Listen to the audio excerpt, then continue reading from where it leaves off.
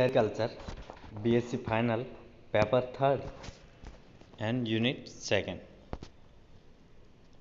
इसको निम्न पॉइंट्स के अंदर आप स्टडी कर सकते हैं। Introduction, types of silk warm and silk, life cycle of silk warm, methods of sericulture, rearing of silk warm, chemical composition of silk, disease of silk warm, polyhedrosis and silk worm, flacherie, ये सभी बीमारियां हैं।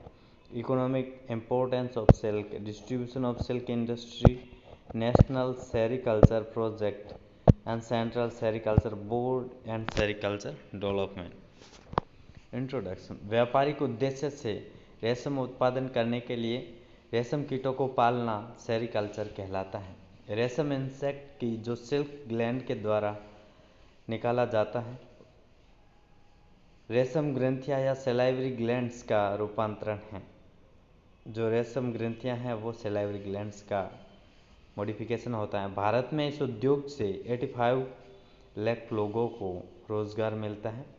रेशम में उच्च स्तरीय सुधार हेतु central sericulture station Berhampur and central sericulture and training institute Mysore and Ranchi हैं। रेशम कीट एवं रेशम के प्रकार। रेशम कीट सामान्यतः दो फैमिलीज बोम्बिसिडी एवं सैटर्निडी में बांटा गया है।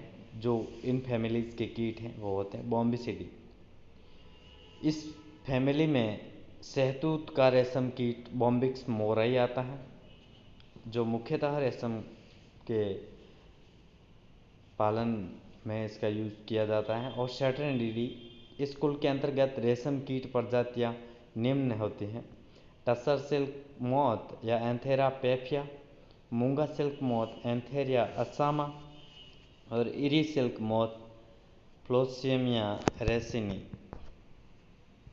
स्पीसीज ऑफ सिल्क वॉर्म की बात करें, मलबरी सिल्क वॉर्म जो बॉम्बिक्स मोराई है, टसर सिल्क वॉर्म एंथेरिया पैम्फस है, muga silk moth Antheraea assama, eri silk moth Attacus ricini, oak silk moth Antheraea पर, एंजियान सिल्क मोथ एटेकस एल्टस। Life history of silk, life history of mulberry silk worm Bombyx mori की बात करें तो जो एडल्ट बॉम्बिक्स मोराई की लेंथ है वो 2 से 3 सेंटीमीटर होती है तथा यह पीले क्रीम रंग का होता है। यह भारी और छोटे पंख वाला होता है, इसलिए फ्लाई नहीं कर सकता, उड़ नहीं सकता, इट्स कैनॉट फ्लाई। यह यूनिसेक्सुअल होता है और अपने 2-3 दिन के वृद्ध जीवन काल में भोजन नहीं करता। बात करें फर्टिलाइजेशन की, मैथुन के बाद इसमें इंटरनल फर्टिलाइजेशन होता है और कोकून से निकलने के बाद नर कीट 2 से 3 घंटे तक मादा से मैथुन करता है और यदि अलग नहीं हो पाता तो मर जाता है। एग लेइंग, निषेचन के तुरंत बाद मादा अंडे देना शुरू कर देती है और यह कार्य 2 से 24 घंटों में पूर्ण होता है। एक मादा कीट 450 से 550 तक अंडे दे सकती है। यह इस पर निर्भर करता है कि मौसम कैसा है और जिस कैटरपिलर से मादा बनी है उसके भोजन ग्रहण करने की मात्रा क्या रही थी। अंडे मादा कीट द्वारा स्रावित जिलेटिन पदार्थ से ढके रहते हैं जो अंडों को ठीक से चिपकने में सहायता करता है। अंडे, मादा द्वारा दिए गए अंडे गोल तथा सफ़ेद रंग के होते हैं और इन ताज़ा दिए गए अंडों 2000 अंडों का भार 1 ग्राम होता है। अंडे दिन प्रतिदिन गहरे होते जाते हैं। अंडे 2 प्रकार के होते हैं, जैसे डायपोज तथा नॉन डायपोज टाइप्स के। समशीतोष्ण भागों में पाए जाने वाले अंडे डायपोज टाइप के होते हैं तथा उष्णकटिबंधीय क्षेत्रों में पाए जाने वाले नॉन डायपोज प्रकार के होते हैं। और डायपोज की स्टेज में अंडों की सारी बायोलॉजिकल एक्टिविटीज़ हैं वो स्टॉप हो जाती हैं। हैचिंग, लगभग 10 दिन के पश्चात अंडों से डिंबक निकलता है जिसे कैटरपिलर कहते हैं।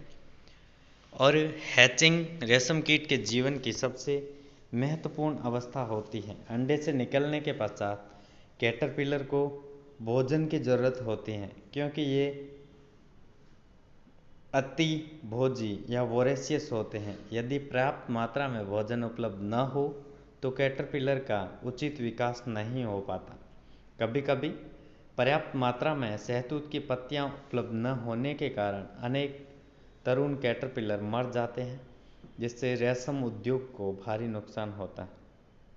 कैटरपिलर तरुण कैटरपिलर 0.4 सेंटीमीटर लंबा तथा हल्के पीले सफ़ेद रंग का होता है।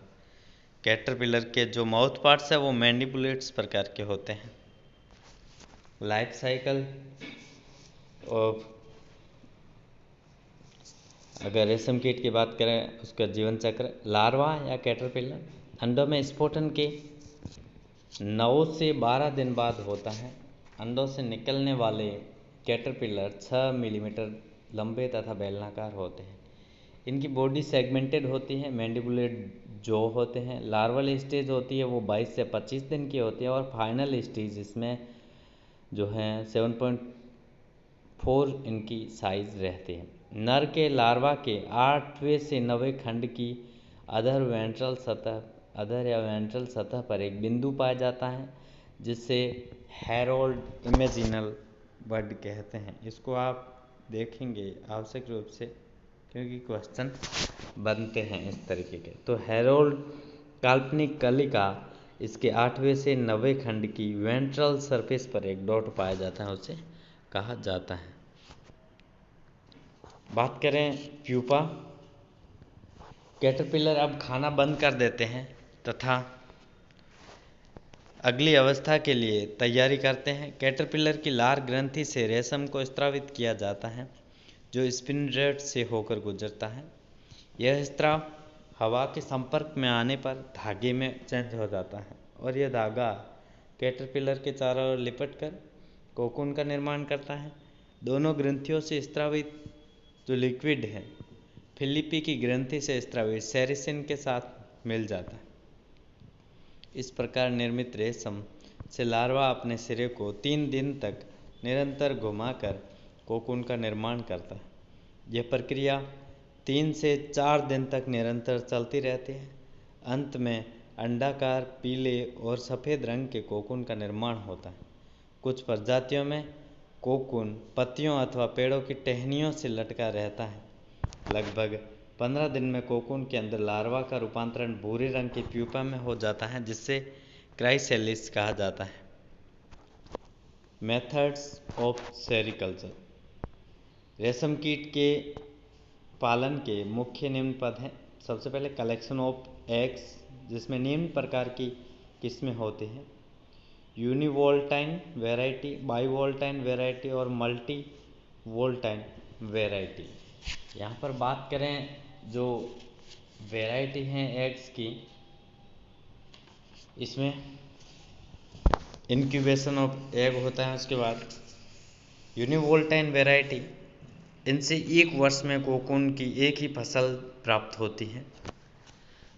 यूनिवोल्टाइन वेराइटी में 1 वर्ष में एक ही फसल यानी प्रोडक्शन मिलता है। इनसे बाईवोल्टाइन में इनसे 1 वर्ष में कोकून की 2 फसलें प्राप्त होती हैं और मल्टी वोलेटाइन में इनसे 1 वर्ष में कोकून की 2 से अधिक वेराइटी फसलें प्रोडक्शन हमको प्राप्त होता है। बात करें इंक्यूबेशन ऑफ एग्स की, तो अंडों से लार्वों की प्राप्ति के लिए इनका इंक्यूबेशन किया जाता है और इसके लिए ये आवश्यक है कि शहतूत की पत्तियां उपलब्ध हो। तो सेवन के लिए काम आने वाले इंक्यूबेटर में टेम्परेचर कंट्रोल भी होना चाहिए। ये निम्न प्रकार के होता है: मोर्सा एल्बा लिन, यह सफ़ेद प्रकार का होता है तथा सामान्य भाषा में इसे तूतरी आदि कहते हैं। यह रेशम कीट के पालन के लिए तथा फलों के लिए भी उगाया जाता है। मोरस इंडिका लीनियस, यह भारतीय उद्गम का वृक्ष है तथा इसे स्थानीय भाषा में शहतूत कहते हैं। इससे भी फलों व रेशम कीट के पालन के लिए उगाया जाता है। उसके बाद क्लाइमेट बहुत ज़रूरी है। जलवायु किस तरीके की? शहतूत जैसा कि समशीतोष्ण क्षेत्रीय वृक्ष है, किंतु हाइब्रिड रिप्रोडक्शन द्वारा इनकी ऐसी भी किस्में तैयार की गई जो उष्ण कटिबंधीय तथा उपोष्ण कटिबंधीय भागों में भी भली प्रकार उग सकें।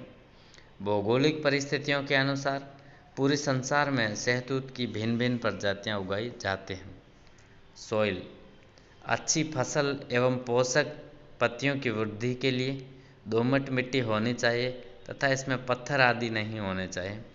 शहतूत के वृक्षों की अच्छी वृद्धि के लिए उदासीन पीएच वाली मिट्टी उचित होती है। पौधारोपण यह निम्न 2 प्रकार का इसमें होता है। बीज दिसंबर तथा मई में शहतूत के बीज बोए जाते हैं। जो नवोद्भिद पौधे तीव्रता से बढ़ते हैं उन्हें पूरे पौधे सहित या स्टंप के रूप में जून जुलाई तथा नवंबर माह में दूसरे स्थान पर रोप दिया जाता है और इनकी क्यारियों में राख, चूना तथा सफ़ेद ऑर्सेनिक मिला देना चाहिए। कटिंग जुलाई तथा अगस्त माह में शहतूत के वृक्ष की कटाई छंटनी करनी चाहिए। प्रत्येक काटे हुए टुकड़े की लंबाई 20 से 25 सेंटीमीटर तथा मोटाई 2 से 3 सेंटीमीटर होनी चाहिए। काटे गए टुकड़ों को 50 × 50 × 50 सेंटीमीटर के गड्ढों में तिरछी अवस्था में गाड़ देना चाहिए। इनमें 1 किलो सुपर फॉस्फेट, 30 ग्राम BSC तथा 25 ग्राम गोबर की खाद मिला देनी चाहिए। फर्टिलाइज़र फसल में खाद डालने के लिए दिसंबर से जनवरी तक का समय उचित है और किंतु साथ ही भूमि परीक्षण के पश्चात इसमें खाद भी डालते हैं जो SS सागवान एवं OP कातना 1981 के अनुसार निम्न तालिका के अनुसार डाल देनी चाहिए। कटाई और छंटाई पौधों की कटाई, छंटाई एवं झंगाई के लिए दिसंबर और जनवरी माह सबसे उचित हैं। 3 से 5 वर्ष के पश्चात शहतूत के पौधे रेशम कीट पालन के लिए तैयार हो जाते हैं। सफ़ेद शहतूत, मोरबा एल्बा या कश्मीर सफ़ेद या काला शहतूत या सफ़ेद फिलीपींस जल्द तैयार होने वाली अधिक प्रयोग की प्रजाति है। भारत में फिलीपींस की जल्द तैयार होने वाली प्रजाति सबसे अधिक पसंद की जाती है क्योंकि यह तेज़ी से बढ़ती है। Thank you.